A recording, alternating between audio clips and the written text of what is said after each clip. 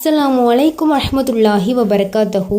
தொழும்போது நம்ம செய்யற இந்த விஷயத்த நபி ஸல்லல்லாஹு அலைஹி வஸல்லம் அவங்க தடை செஞ்சிருக்காங்க. அது என்ன விஷயம்னு வாங்க தெரிஞ்சுக்கலாம். நம்ம தொழும்போது நம்ம ட்ரெஸ்ஸுக்குள்ள கையை விட்டுட்டு தொழுவறத நபி ஸல்லல்லாஹு அலைஹி வஸல்லம் அவங்க தடை செஞ்சிருக்காங்க. இதை குறித்து அபுதாவுத் என்னும் நூல்ல 644வது ஹதீஸாக ஆடைக்குள் கையை வைத்து கொண்டு அப்படியே ருக்கு சுஜூத் செய்வதை அஸ்-சன்ல் என கூறப்படும். இதை நபி ஸல்லல்லாஹு அலைஹி வஸல்லம் அவர்கள் தடுத்துள்ளார்கள். நம்ம ஊர்ல அதிகமா பெண்கள் மக்கனா ஷால் அல்லது காட்டன் ஷால் போட்டு தொழும்போது இவ்வாறான தவறுகள் ஏற்படுவதற்கு வாய்ப்பு இருக்கு. சோ இந்த தவறு நடக்காம இன்ஷால்லா நம்ம பாத்துக்கணும். அஸ்ஸலாமு அலைக்கும் வரஹ்மத்துல்லாஹி வபரகாத்தஹு. நபிமார்களுக்கு அருளப்பட்ட 4 வேதங்களும் அதனுடைய மொழிகளும் இன்னைக்கு நம்ம வீடியோல பார்க்கலாம். 1. நபி மூசா அலைஹி வஸல்லம் அவர்களுக்கு தௌராத் வேதம் இப்ரானி என்னும் மொழியில் அருளப்பட்டது.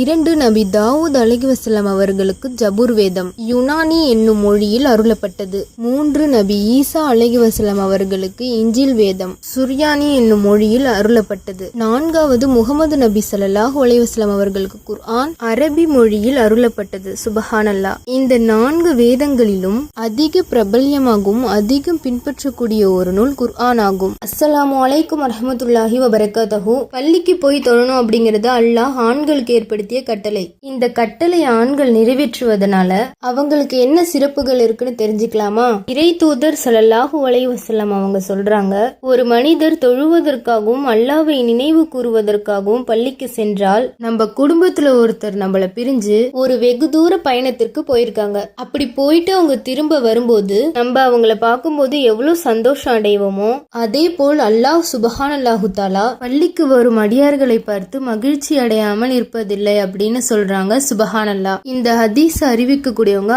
அபூ ஹுரைரா ரலியல்லாஹு அன்ஹு அவங்க.